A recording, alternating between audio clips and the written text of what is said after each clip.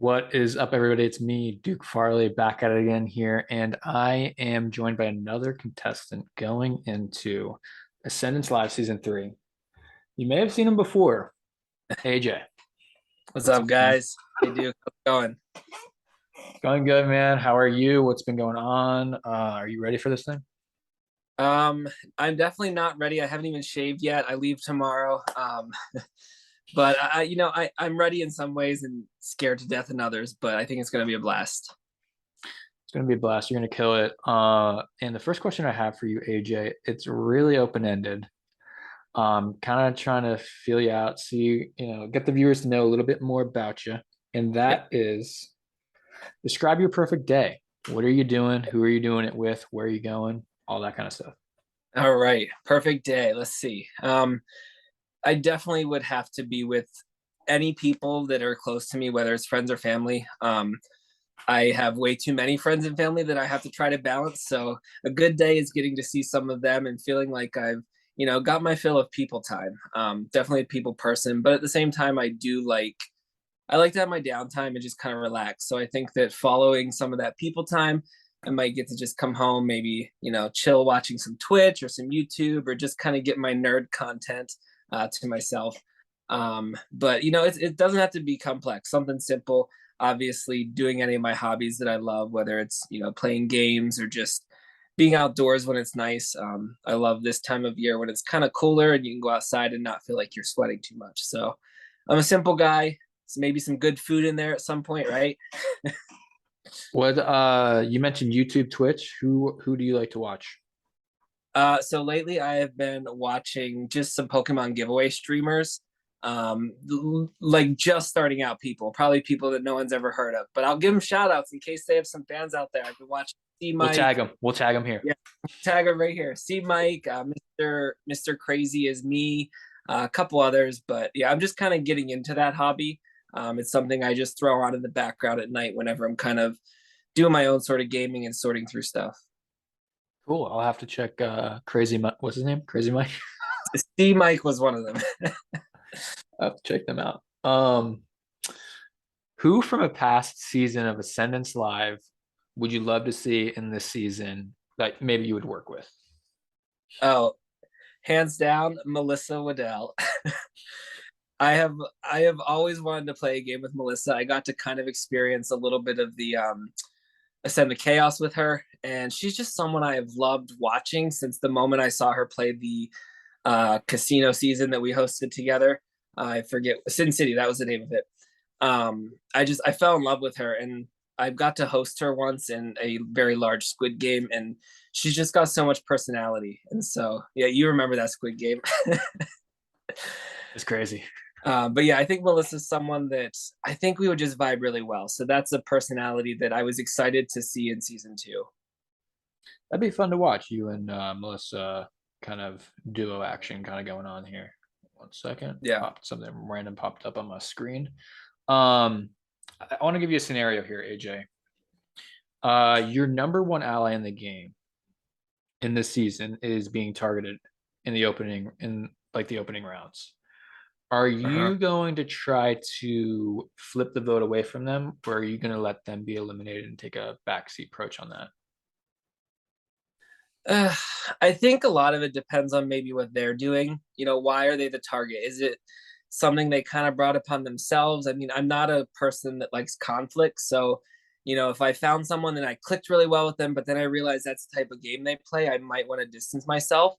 But I'm also a pretty like loyal player. So if I feel like it's unjust or I feel like, they didn't deserve this, then I probably would be a little more willing to fight for them and try to switch the vote. But I'm also not a very public player. So if I did it, I'd probably try to do it behind the scenes um, and at least make them feel like, I had their back up until the end. Yeah. What's a challenge that you're going to dominate at? I don't want to jinx myself. I think typically challenges that require more mental skill than physical. Um, just because I love trying to analyze processes, I try to find the quickest way to do something. So I think a challenge where, maybe there's an opportunity to not necessarily find a loophole, but just figure out the process quickly. Those are the types of challenges I might excel at, puzzles, stuff like that. But I've also had puzzles where I think, oh, I'm going to do great. And then results come out and I'm like bottom half of the list. So I don't want to jinx myself, like I said, but I definitely would say something more mental than physical. Okay. So, Ascendance in general, but Ascendance live, sleep is a huge factor in the game.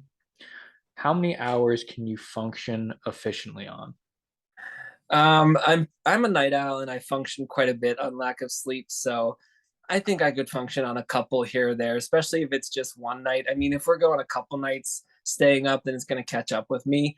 But I also know that I'm the type of warrior that's going to lay in bed awake anyways. So if I'm going to be awake, then I'm probably going to want to be up. But I think I'll be okay working on a couple hours of sleep if it gets to that. But I hope not, because I like my sleep.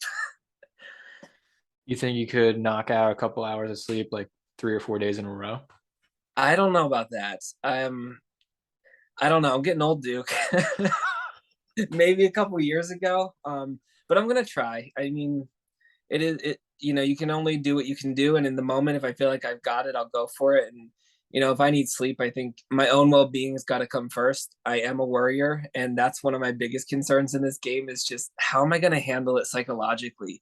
Because these games that we play online, they last over a long period, and my hope is that maybe if it's all scrunched into a couple days, it'll be tough for those few days, but at the end of it, I'll be able to not have to carry all that baggage throughout weeks and weeks of lying and betraying and being paranoid. You think you're going to be doing a lot of lying and betraying this season, AJ? I always say I'm not going to, and I think most of my lying and betraying comes at being loyal to someone else. So I have lied and betrayed, obviously, but it's always because I want to really stick to that original alliance. So I think I'm definitely capable of it. Actually, scarily a good liar when I need to be, but I hate doing it. That's the only problem. So I think I'll tell a lie or two, but it's never my goal. Like I don't go in with the hope of duping someone or playing that sneaky game. But if I have to, I've been known to do it and I can do it. It's just not my preference. Of You do it if you have to. course. What is your opinion on throwing a vote? I usually don't do it because I've seen so many votes where you think you know what's going to happen, and then if you throw it, it could just change it. So while it can cause chaos, I'm going to let the chaotic players do that. There's enough chaos in my brain. I don't need to add more. So I probably won't do it. Every time I think, oh, it'd be fun to throw a vote, or oh, I can, make someone paranoid, I always back down. So I doubt it's something I would do. I want to give you another scenario. And the first, I want to say congratulations. You won the final three competition for the season. Wow, you did that. So now you're tasked with choosing who you're going to take to the end. And the first option you have is that person, that ally that you've been working with the entire game, and it's going to be pretty tough to beat them in the end. Or you can take somebody that you really don't like, and it's probably going to be easier to beat them. Who would you take in that scenario? Oh, Duke, I've lived this scenario. In the time that I lived it, I took the person that I was aligned with. And you may know who I'm talking about. Viewers may know who I'm talking about. But I think it really depends on the situation. And that may sound like a cop out, but you also have to know the jury. And in that case, even though I took who was the stronger player, I felt, I stuck with them and could have taken them out at 4, but didn't. I also was proud of my game. And I felt like, what, the jury might still respect that. And at the end of the day, I walked away with the loss, but I was still proud of my game. And so I think that, if it was a different situation where I played a crappy game and I knew there was no way, then it may depend on how greedy I feel in the moment, but it's typically not me. I wish it could be. I wish I could just cut people with no remorse, but I don't know how to do that. Teach me if you know how. Anyone out there, teach me how to just slice people with no remorse. But I think you'd see me stick with the ally, and I do try to play the best game possible. So I feel like in most cases, if I get to the end, I have a good amount of things on my resume and feel deserving. So that's usually enough for me. And it sucks if I don't get the win, but it's not much you can do. Yeah, you never know about juries. So, Exactly. uh, there's powers in this game, AJ, and they're everywhere. Are you Hmm. going to be actively looking for those? Oh, for sure. For sure. That's one of the things I love. I love, the hunt. I love a good power puzzle, in these online games where you've got to kind of follow this trail of tasks or stuff like that. I love looking for clues. That's where I kind of just get my excitement. So you bet I will be looking.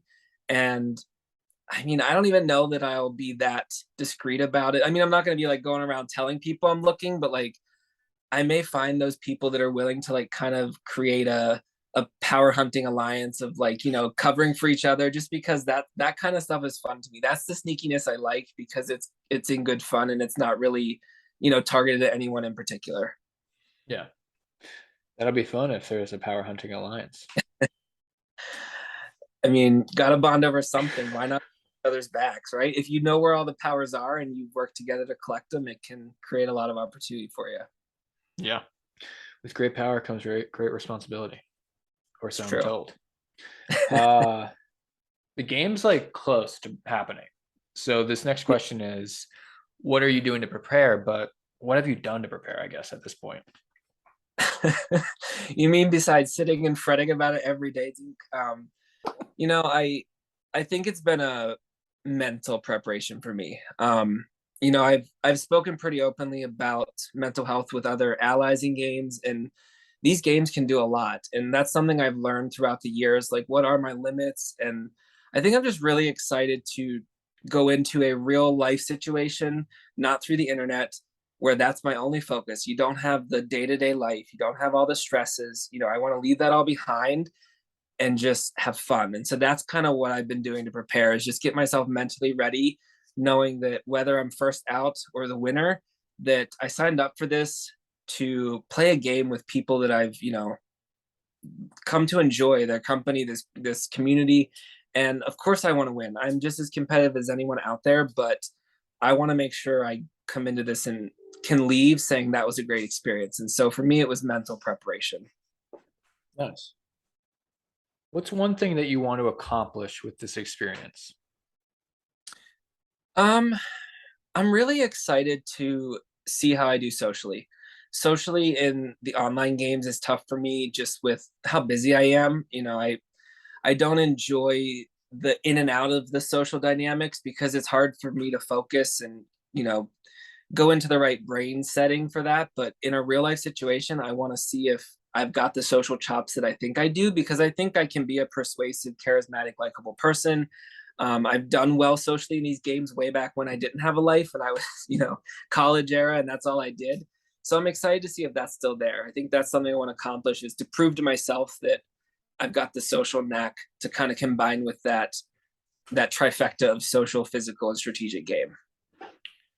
I think you got what it takes, AJ. Hope so.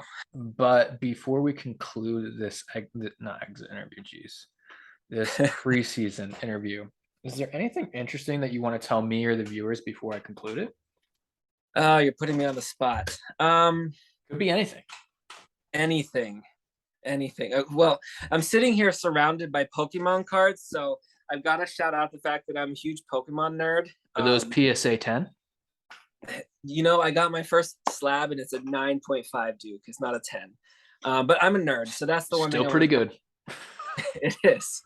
And I'm not afraid to be a nerd. I'm not afraid of, being that person that has all the spreadsheets. I won't be able to have all my spreadsheets in this live game, but I'll be that person whose brain is going 10 million miles a minute. So if there's viewers out there that can relate, I'm the guy you should root for. Guys, if you like Pokemon, you're rooting for AJ. That's right. AJ is a PSA 10 Pokemon, bro. Um, but yeah, AJ, thank you so much for coming on, and I wish you the best of luck in the game, and thank you for doing the exit or preseason interview. Trying to get rid of me already. Thank you, Duke. I appreciate it. I'm excited to see how this goes.